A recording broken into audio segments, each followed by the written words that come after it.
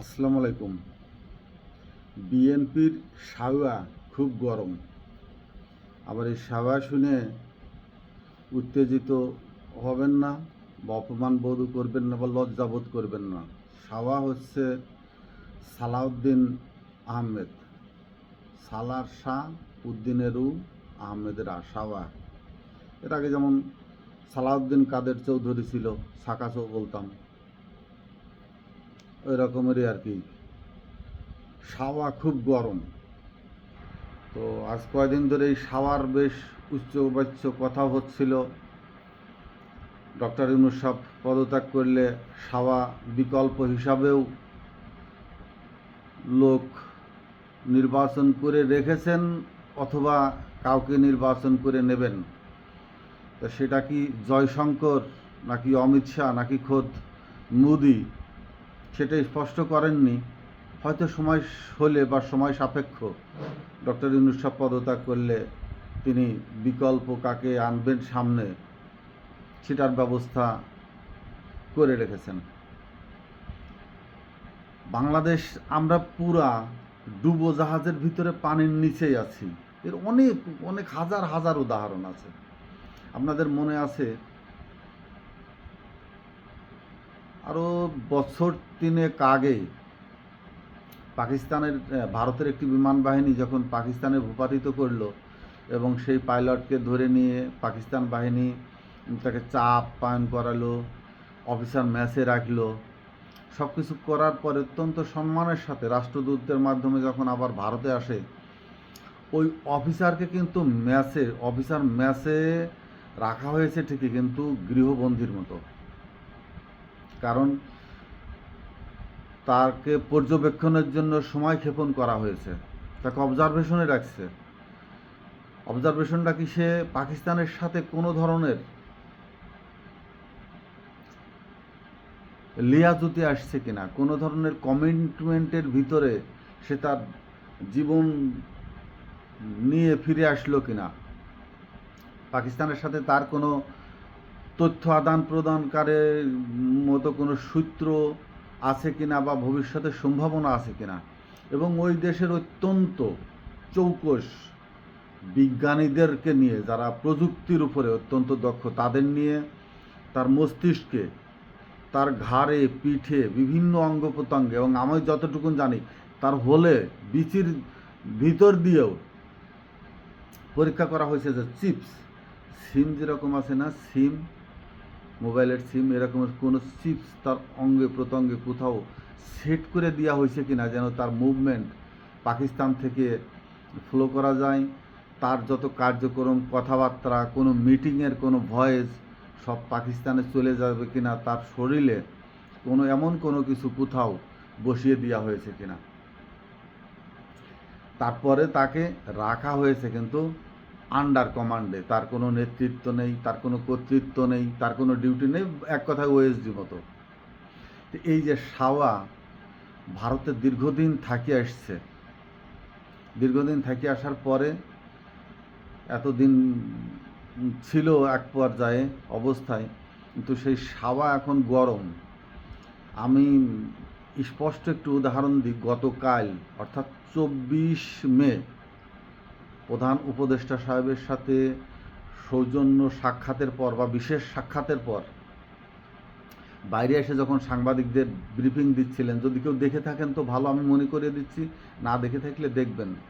আমি আমার দৃষ্টিতে যেটুকু দেখেছি, ডক্টর খন্দকার মোশাররফ হোসেন তিনি সরাসরি জিয়াউর রহমানের রিক্রুটিং এই বিএনপিতে ঢাকা ভার্সিটির থেকে তিনি স্পেশালভাবে জিয়াউর রহমান তাকে রাজনীতিতে এনেছিলেন। আমির খসরু পরে, মইনিউ জিয়াউর রহমানের হাতের বিএনপি, উনরা তিনজন চলে আসছেন, সাওয়া আসে নাই। তারপরে ডক্টর মোহাম্মদ মোশাররফ হোসেন সাহেব বলতেছেন যে আমাদের সালাউদ্দিন কাদের সাহেব পিছনে আছেন, উনি আসতেছেন, আমাদের একটু সময় দেন। তার মানে কি? জিয়াউর রহমানের হাতে গড়া সেই বিএনপির নেতারা আজকে সন্ত্রস্ত। কাদের হাতে? এই সালাউদ্দিন আহমেদ কে ছিলেন?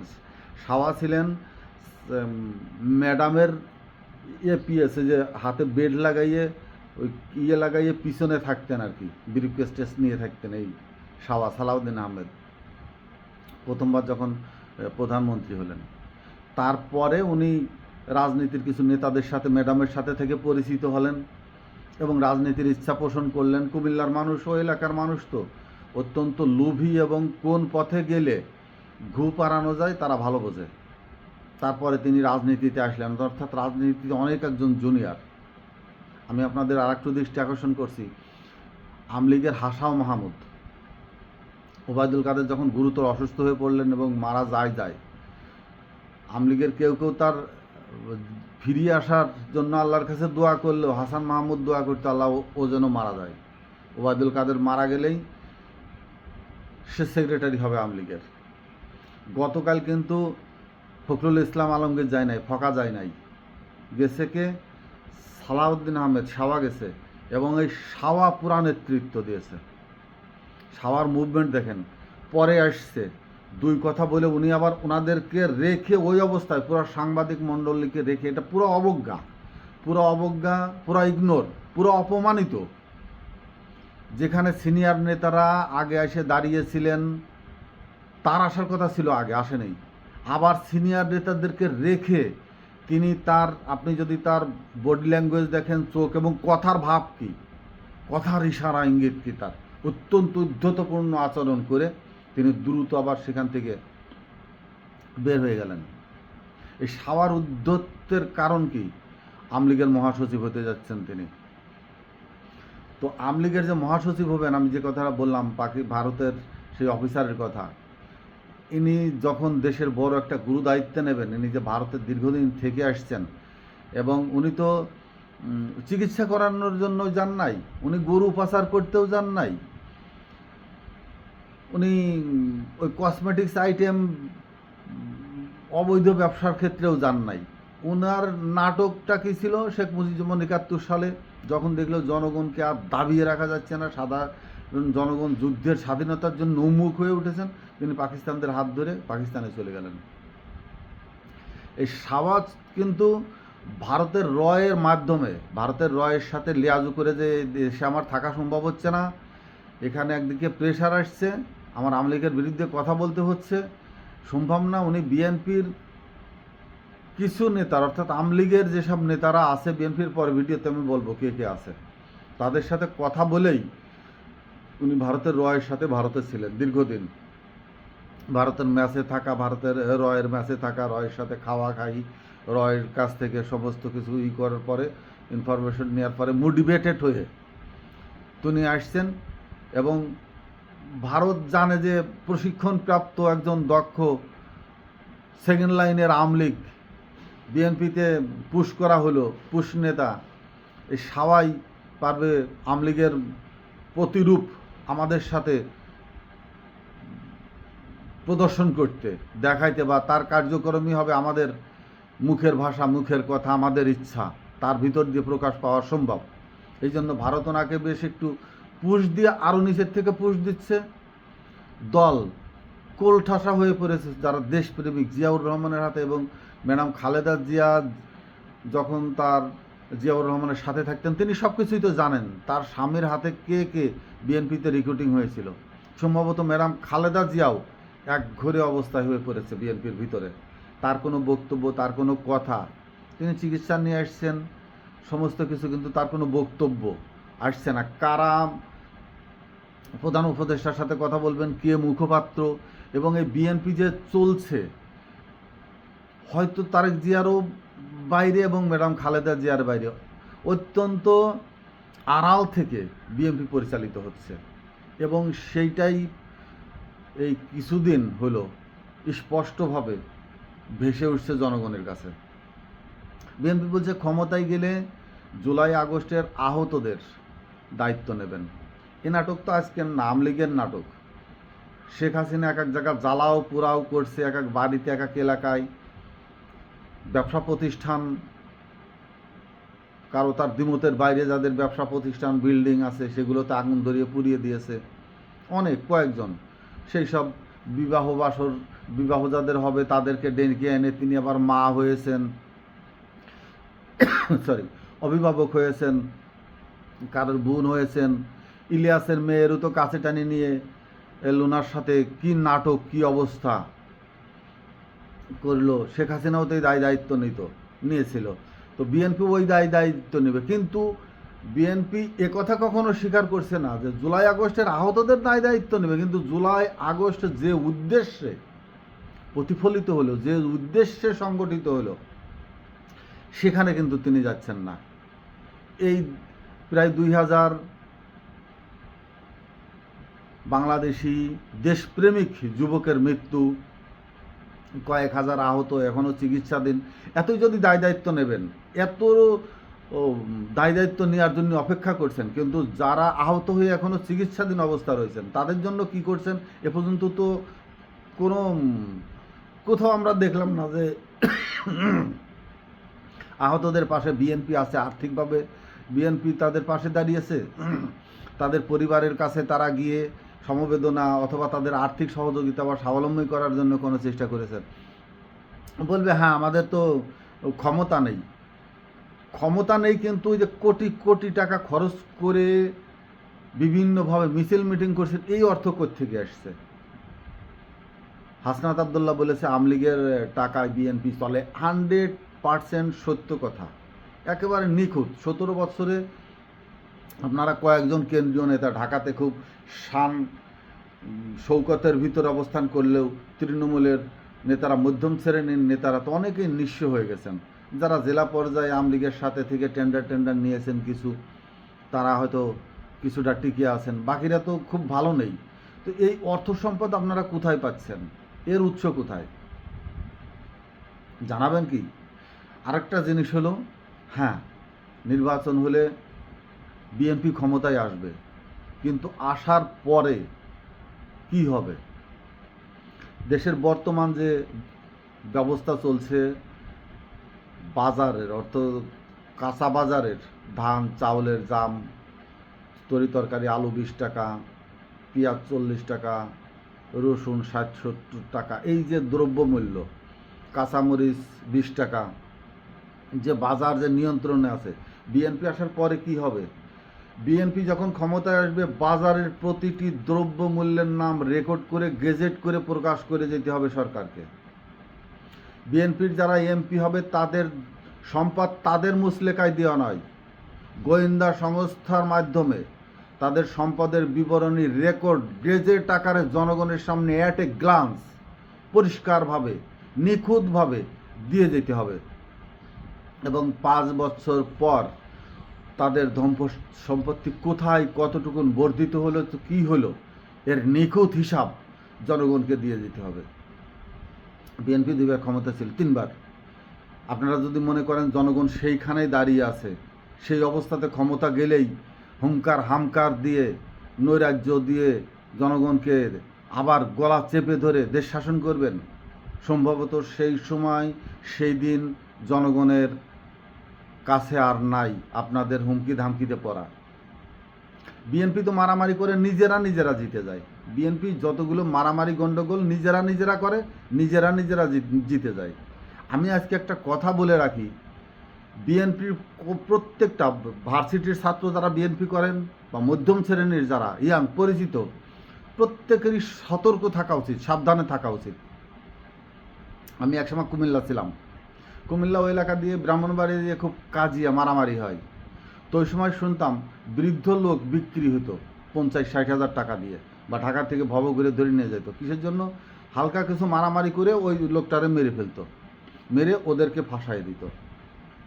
লোক বিক্রি কিনে নিয়ে লোক মেরে বিপরীত পক্ষকে ফাঁসাতো। আমি গত সপ্তাহে বা 15 দিন আগেও একটা ভিডিও দেখলাম, 17 বছরের একটি মেয়েকে তার বাবা মা নিজ হাতে খুন করেছে সম্পত্তি নিয়ে গণ্ডগোল, চাচার সাথে চাচাকে ফাঁসাই দিতে, কিন্তু নিজেরাই ধরা পড়ে গেছে। কিছুদিন আগে বিএনপির যে ছেলেটাকে মারা হয়েছে ঢাকা ভার্সিটিরও, তো বিএনপির লোকেরাই মেরেছে। লোকেরা মেরে একটা ইস্যু তৈরি করে ঢাকা ভার্সিটির প্রিন্সিপাল সাহেবের পদত্যাগ চাচ্ছে, অর্থাৎ নিজেরা ইস্যু তৈরি করছে। এখন আরও যে কতজন বিএনপিরা মারবে, তাদেরকে মেরে এইসব এক জায়গায় যারা প্রকৃত দেশপ্রেমিক মানুষ অবস্থান করছে তাদের বিরুদ্ধে ইস্যু তৈরি করার জন্য। অর্থাৎ বিএনপি যারা করেন তারাও সাবধান থাকেন, আপনিও নিজেও মার্ডার হয়ে যেতে পারেন আপনার দলের ইস্যু হবার জন্য। বিএনপি মারামারি করে জিতে যায়, এই জন্য বললাম নিজেরা মারামারি করবেন, কিন্তু জনগণের সাথে জনগণের মুখোমুখি হয়ে দাঁড়াবার মতো সাহস ক্ষমতা বিএনপির নেই। যদি মনে করেন বিএনপির প্রচুর ভোট আছে এখনও তৃণমূলে, ভোট হলেই আপনারা জিতে যাবেন, নিরপেক্ষ ভোট হলে, অনেক দূরে আছেন চিন্তা ভাবনা থেকে। কেন্দ্রে যে আপনাদেরকে ভোট দেবে না, জানেন না, জানার চেষ্টা করেন। আপনাদের যে অবস্থা করেছেন 5ই আগস্টের, আপনারা ছিলেন না, আপনারা নিজে মুখেই বলেছেন ছিলেন না, কিন্তু আপনাদের বাইরে কত বড় একটি শক্তি সংগঠিত হয়েছিল, সেই শক্তি মোকাবেলা করার ক্ষমতা সাওয়াদের নেই। অতএব আমি সবার কাছে অনুরোধ করব, বিএনপির মহাসচিব হবেন, কালকে যে উদ্ধতপূর্ণ বেয়াদবিটা দেখিয়েছেন, এদেশে আপনার থেকে অনেক মুরব্বী লোক আছে, শিক্ষিত লোক আছে, জ্ঞানীগুণী লোক আছে। আপনি বিসিএস অফিসার ছিলে, আই নো দ্যাট। আরও ভালো, আপনি কোন গ্রেডের বিসিএস, কোন ক্যাডারের ছিলেন, এটাও তো জনগণ জানে, কিন্তু আরও আপনার ক্যাডার সিরিয়াল কত দেখেন। প্রথম শ্রেণীর সেই ইকোনমিক্যাল ক্যাডার বলেন বা বিভিন্ন ক্যাডার যারা প্রথম ধাপের, আপনার থেকে অনেক সিনিয়র লোকজন সসম্মানে অবসরে আছেন, খেয়াল করেন, তারা কিছুই বলেন না, পর্যবেক্ষণ করেন, দেখেন, চুপচাপ থাকেন, কিন্তু তারা ভয়ঙ্কর মানুষ। যারা নীরবে দেখে, নীরবে শোনে, কথা বলে না, পর্যবেক্ষণ করে, তারা অত্যন্ত ভয়ঙ্কর মানুষ। সিংহের মতো চোখ মেলে কান মেলে নীরবে শুয়ে আছে তারা বিছানায়, আর আপনাদের মুভমেন্ট দেখছে। আপনি অনেক উচ্চদরের নেতা বিএনপির কাছে, জনগণের কাছে আপনি কিছুই না। আপনারও এক ভোট, রিকশাওয়ালারও এক ভোট, বেশ্যারও এক ভোট, শ্রমিকেরও এক ভোট, তার বাইরে কিছু না। দল আপনাকে মহাসচিব কেন, আরও কোনো কিছু বলাই দেন, ওটা দলের ভিতরে সীমিত রাখবেন। পুরা দেশকে কন্ট্রোল করার চেষ্টা করবেন না আপনার ওই বেহিবাদ দিয়ে। বেয়াদবিটা নিজের ভিতরে চাপা দিয়ে নেতা হওয়ার চেষ্টা করুন। সন্ত্রাসী কার্যকলাপ এখন আপনার পুরা চেহারার ভিতরে সন্ত্রাসী মুভমেন্ট পুরাটা গতকাল ভেসে উঠেছে। এই জন্য আমি বলছি, এই সাওয়া গরম হয়ে লাভ নেই। বিএনপিরও সাওয়াকে গরম করে দিয়ে কাজ হবে না। গরমেরও গরম আছে, এটা আপনারা দেখেছেন অলরেডি। ইশরাক যেটা করেছে ঢাকাতে, যে অবস্থা করেছে, ইশরাকের জনপ্রিয়তা ওই ভাড়া করা লোক ছাড়া জনপ্রিয়তা কতটুকুন সুশীল সমাজের কাছে, সৃজনশীল ব্যক্তিদের কাছে, দেশপ্রেমিক, মানবতা প্রেমিক এবং প্রকৃত শান্তিপ্রেমিক মানুষের কাছ থেকে ইশরাকের জনপ্রিয়তা কতটুকুন গ্যাপ হয়ে গেছে, সেটা নির্বাচন আসলে ইশরাক বুঝতে পারবে, হারে হারে টের পাবে সেটা। যে নির্বাচন আপনারা বৈধ বললেন, সারা দেশের মানুষ বৈধ বললেন, সেই বৈধ নির্বাচনের আবার কিভাবে বৈধ মেয়র হয় সেটা আপনাদের বোধগম্য। এটা হয়তো জাস্ট একটা ইস্যু, কয়েকটা ইস্যু তৈরি করার জন্য আপনারা যেটা করেছেন ভালো করেছেন, কিন্তু বিপরীতে আরও কিছু হতে পারত, হয়তো ডক্টর ইউনূস সাহেব সেটা করেননি। আপনাদেরকে স্পেস দিয়েছেন, আপনাদের আরও স্পেস দিচ্ছে পুরা দেশ এবং জাতি। ওই যে বাঘ বা হাতি শিকার করে কিভাবে জানেন? অনেক এলাকা নিয়ে খুব শক্তিশালী খুঁটি দিয়ে ঘিরে একটা রাস্তা তৈরি করে এবং সেই রাস্তায় খাবার ফেলে, হাতির জন্য কলা গাছ বা যা খায় সেটা, সিংহ বাঘের জন্য মাংস ফেলতে ফেলতে ফেলতে ওই বেড়ের ভিতরে নিয়ে আসে। যখন বেড়ের ভিতরে এরা ঢুকে পড়ে, পিছন থেকে আগুন ধরিয়ে দেয়, আগুন লেলিহানে এরা আর ব্যাক করতে পারে না, আস্তে আস্তে সেই আগুনের লেলিহান দিয়ে এদেরকে ঘেরের ভিতরে নিয়ে এসে গেট বন্ধ করে দেওয়া হয়। আপনাদেরকে ইস্যু দেওয়া হয়েছে, ইস্যু। এই ইস্যুগুলো কে দিয়েছে? বাংলাদেশের জনগণ দিয়েছে, আর আপনারা উৎসাহিত হয়েছেন ভারতের থেকে কিছু প্রতিশ্রুতি পেয়ে। এমন ঘেরের ভিতরে আসার পরে একটা দাবর খাবেন। ভারত কি আমলিগের মতো আপনাকেও ওদেরকে প্রশ্রয় দিবে কি না সন্দেহ। এই যে রাজনীতির, যারা আপনারা রাজনীতিবিদ বলেন, রাজনৈতিক নেতা বলেন, একসময় বাংলাদেশ রাজনীতিবিদ, রাজনীতির নেতা শূন্য হয়ে না যায় শুধু আপনাদের আচার আচরণে এবং অদূরদর্শিতার কারণে। এই জন্যই বলছি, সাবা ঠান্ডা রাখুন। বিএনপিকে বলছি, আপনাদের সাবা ঠান্ডা রাখুন, সারাকেও বলছি আপনিও একটু ঠান্ডা হন।